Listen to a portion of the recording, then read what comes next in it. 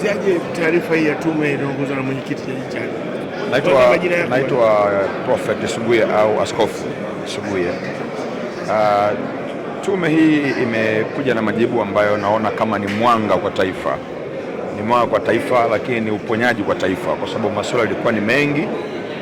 Watu wakijaribu kuhoji kwamba kuna mambo mabaya yametokea, miili haipatikani ya watu na mambo mengine, lakini sasa wamekuja na majibu ya kiutafiti.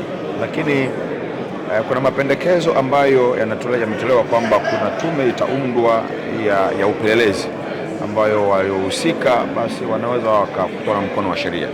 Lakini kwetu sisi tuseme, kauli ambayo tume imetoa, mapendekezo yake pamoja na kauli ya Mheshimiwa Rais, naona imejaa uponyaji wa taifa, imejaa mshikamano wa kitaifa.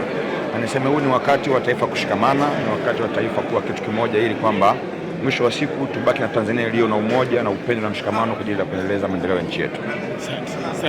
Asante.